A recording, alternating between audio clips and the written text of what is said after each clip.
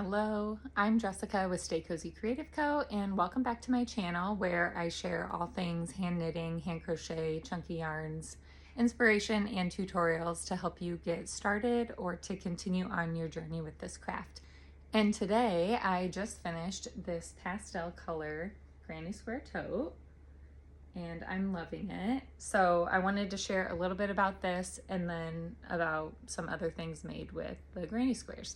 So this is made with my sunflower granny square pattern, which is available on my website. And I first came up with this pattern last year because I had made a giant granny square and I really loved it, but I was like, I wonder if I could make a smaller one so that I could make smaller items and it would just be like a little more compact. So I came up with this, and this was my first little tote bag that I made with it. And the tutorial was all around this in the handbag. And then afterwards I was like, oh, I wonder if I can make anything else. And so since then I've also made a large blanket, which is sitting right over there. I've made a sweater just for fun for my daughter, and I've made a bunch of pillows where you basically make the tote, but then you just finish it around and put a pillow insert.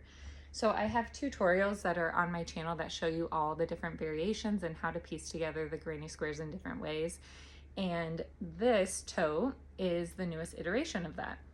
So it actually started when I made this one, and it was so fun and bright and I loved how it turned out. And what originally gave me the inspiration to make this pattern was actually last year. I had seen people make bags like this. I'm not the first to piece together granny squares in this way. So I actually, when I was on vacation, took a hook and like smaller yarn with me, which is outside my comfort zone, but challenged myself to make a bag with 3 granny squares. And so I did that, and you can find a video about that process on my channel. But I really loved how it turned out with the 3 granny squares. I use that bag all the time. And so I was like, I wonder if I could make a bag like that, but with my chunky granny squares. So this one came to life, loved it, loved the bright colors, but then I thought, not everyone loves colors, you know, neutrals are something that a lot of people prefer. So I made this one, and I posted, which one do you like better, the colorful one or the neutral one? And I had several people say, actually, we love pastels, which I also love pastels. And so that's where this one came to be. So all of these bags are made with the same sunflower granny square pattern and then pieced together in the same way, but with a few different iterations. So I'm going to talk through that so you can see the difference that it makes. So with this first orange one, which I should mention, all of these chenille yarns are available on my website. If you're looking for chenille yarn, I have tons of colors, and you can find my website on my channel. So with this one, I decided to piece it together with a slip stitch. And this is in my tutorial how I show you that I did it. I used this bag. And so this is a slip stitch, but I used the same color, obviously, so it blends in and looks more seamless. Then for this one, I still use the slip stitch, but I obviously used a different color so that it would accent the border, and I continued this border all the way around all of the squares so that it framed the entire tote. Whereas with this one, I didn't want to add the extra chunk and bulk, and so I didn't put it up here. I only pieced it together where I had to connect the squares.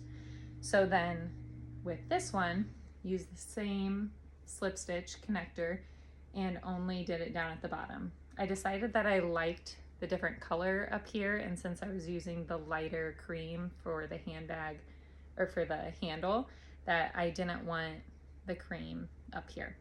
So those are really 3 different ways to do the handbag. And so as you can see, color makes a big difference in deciding where you want to add extra accents, makes a big difference. So with both of these, for the handles, I used a 4th color, one that was not down here in the pattern, to just make it different and accented. Whereas this one, I used the cream color where I had used it throughout so that it kind of coordinated together a little more seamlessly. Another thing that is similar is that I went and stitched up a little bit. If you only connect these squares into the corners, then your bag will be open quite a bit, which is kind of just a personal preference. You could definitely go up higher, but I just like the look of it going up a few stitches. Whereas with this one, I just connected them at the corner. Since I was adding this extra layer of bulk up here, I just left them open. But with the first one, I connected them up a little bit on the sides, so you can see that here. I did try going up a little bit higher, but like I said, I just didn't like how much it opened, and so I kind of like just this in between. But that's definitely up to you. So I hope that that helps answer any questions that you've been having about making these totes. Oh, I guess another thing is how much yarn will you need? And the answer is it depends. So it just depends on the color combos that you want to use, how many different variations.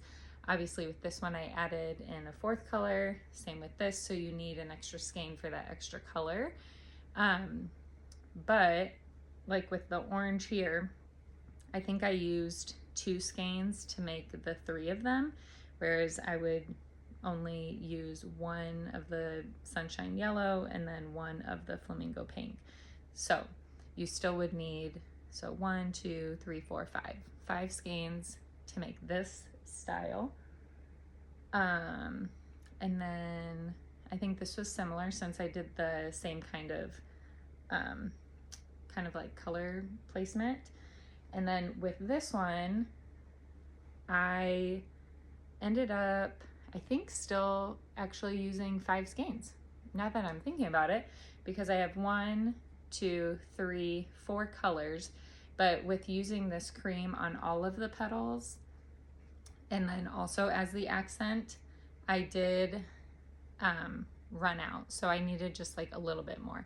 So all of them, I would say it's like about 4 skeins if you wanted to just like piece colors together. Like I had plenty of the pink and the purple and the green left where I could have made a handle out of that if I wanted. So you could make it with 4 skeins, but I chose to use 5 just because that was the look I was going for. So I think that's it. If you have any other questions, please post them in the comments so that everyone can learn from each other. I'm sure you aren't the only one with the question that you have. Oh, and one last thing. So you may have seen my video where I showed different ways to connect chenille yarn.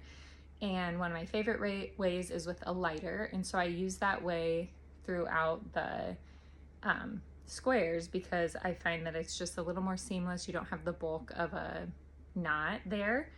However, on the handle here, when I connected it, I did tie a knot and then I used the lighter to singe the ends, and it kind of sticks out a little bit. So that's the only downside to using a knot. But I feel like with having the tension of someone holding this and then having things in it, I was a little nervous about not knotting it. So, which is kind of counterintuitive since I know that the lighter method does hold up. So I think you would be fine. But all of that to say is that you can use a lighter or a knot, whichever one you prefer, or a combination of the two. So that's it for today. Thank you so much for watching. Again, I'm Jessica with Stay Cozy Creative Co. You can subscribe to my channel if you haven't already. And I can't wait to see you guys make these bags, and I hope you love them as much as I do. Oh, and until next time, stay cozy, creative, and kind.